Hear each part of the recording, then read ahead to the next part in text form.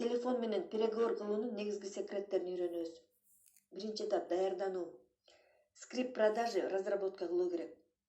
Так ашык сөздөрү жок текстти даярдайбыз. Исходящий звонокко, входящий звонокко.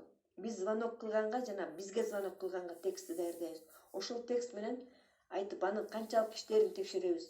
Биз сатуунун мастери болушубуз керек. Адамдар бизден сатып алганда көңүлдөнүп, ыраазычылык менен сатып алышы керек. Тест жүргүзүп, скрипт кандай иштерин текшеребиз. Конверсия кылабыз. Мисалы, 10 звонок кылсам, канчасы макул болду, канчасы отказ кылды деп процентин көрөбүз. Холодный звонокко скрипт, анан горячий звонокко скрипт. Баарын жазып алуу керек. Биринчиден көпүрө байланыш түзүшүбүз керек. Өзүбүздү тааныштырып, суроолорду беребиз. 5-7 суроо беребиз. Адамга суроо бергенде ага значимость берет экенбиз. Суроо берип, маалымат жоготабыз. Анан ал эмнеге муктаж болуп атканын билебиз. Түзгөн скрипт иштебесе, башка скрипт разработка кылабыз. А эгер сүйлөшүүлөрдөн кийин сатып алса, анда скриптти ошол бойдон эле калтырабыз. Электронный кат менен да предложение кылсак болот. Коммерческий сунуштар кыска, так болуш керек. Сиз кимсиз, эмне менен алектенесиз, эмне сунуш кыласыз, клиентке кандай пайдасы бар. Коммерческий предложенияны профессионалдуу түрдө четко, жарашыктуу оформление кылыш керек. Буклеттин электронный версиясын жасайбыз. WhatsApp'тан, Instagram'дан, Direct'тен жана башка соцсеттерден кыска 30 секундтук видео роликтерди, буклеттерди, отзывдарды көргөзүп турабыз. Ошентип биринчи касание бул звонок, экинчи касание follow up. Звонить этип сүйлөшкөндөн кийин поддерживающий материалдарды жиберүү керек. Ал сүйлөшүүлөрүбүздү бекемдейт. Эмнени сунуш кылганыңызды эстетет. Анткени адамдар визуалдар, аудиалдар, кинестетиктер болуп бөлүнүшөт. Ошондуктан сделканы максималдуу ийгиликтүү жабыш үчүн ушундай моменттерди да эске алышыбыз керек. Мындай сыяктуу текстти даярдасак болот. Кымбаттуу деп атын айтып туруп, сиз болуп ушул боюнча сүйлөштүк эле, абдан жакшы болгон. Сиз бизге абдан жактыңыз. Сизге биздин сайттын ссылкасын, же эмнени жөнөттүңүз, же кыска ролик, же видео, же китеп, биздин клиенттердин отзывдарын эмнени жөнөтсөңүз, ошону жибердим. Сиз менен бөлүшкүм келди деген сыяктуу текстти жөнөтсөк болот. Анан аналитика таблицасын түзөбүз өзүбүз үчүн. Таблица Excel. Дата, имя, исходящий, входящий звонокторду ошону жазып, анан итог. Сделка болдубу же жокпу деп. Сүйлөшкөндөн кийин умт электе сразу заметка кылып турушубуз керек.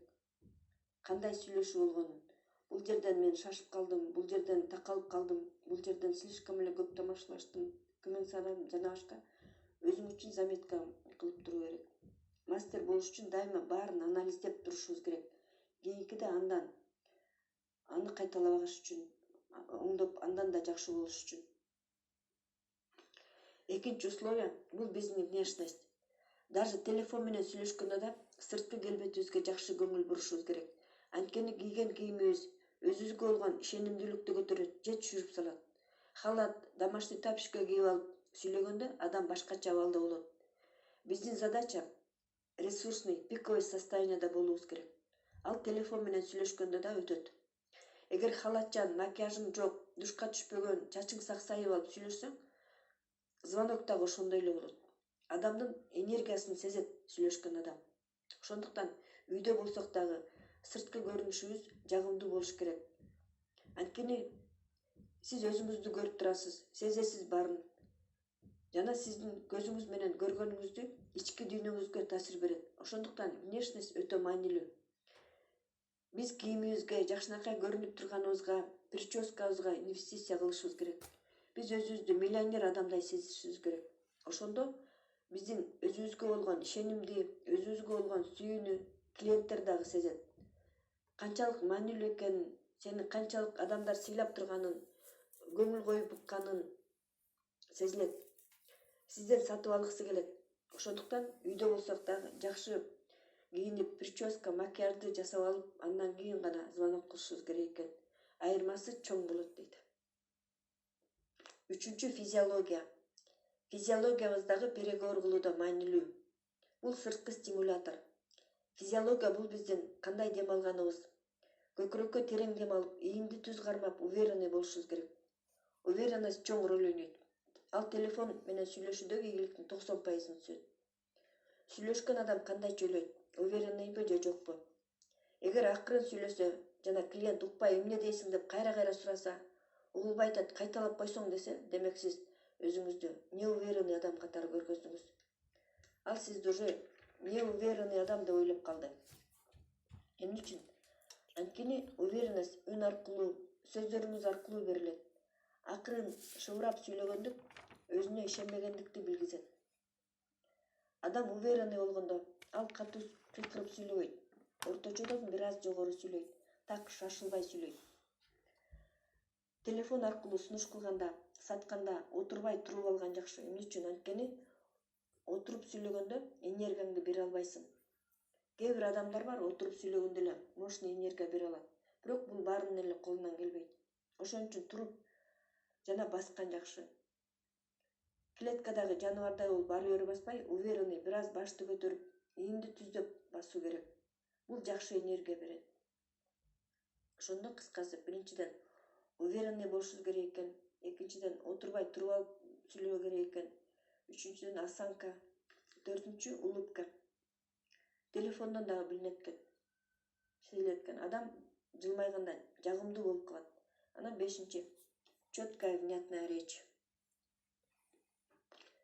Төртүнчү работа со скриптом. Адегенде көпүрө түзүп алышыбыз керек. Сүйлөшүү 3 бөлүктөн турат. Биринчи көпүрө түзүү.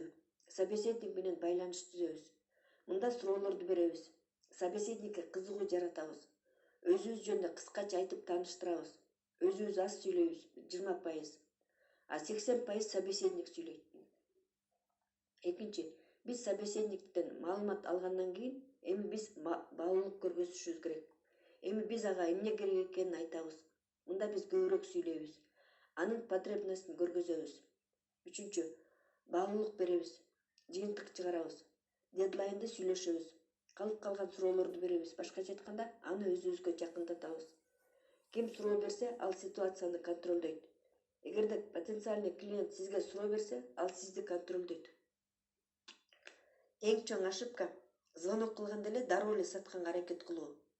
Бул любой сделканы бузат. Биринчи эле минутада сатуу бул мисалы, сиз больницага келдиңиз, такылдатып эшикти ачып кирдиңиз.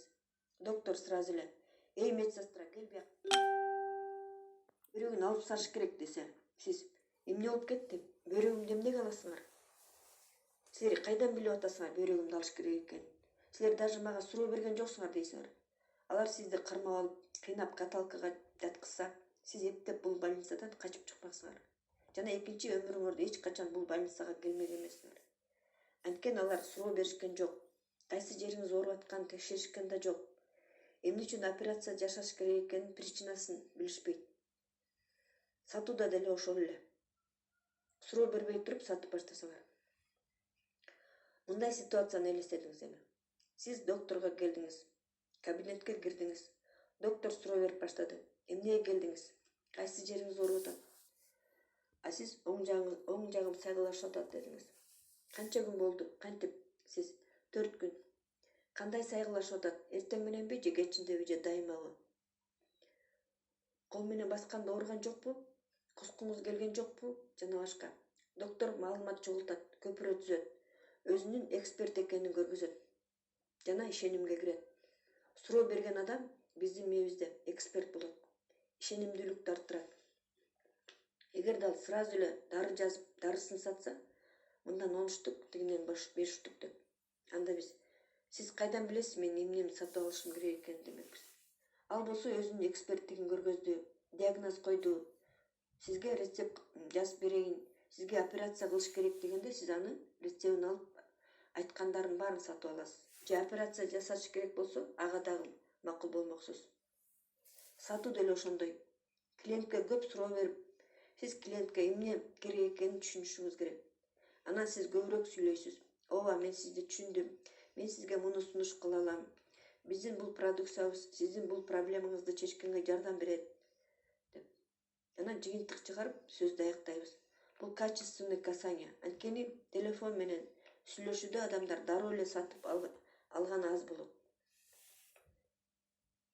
көйүнчөсүндө жакшы, рахмат, мен ойлонуп көрөйүн дешет.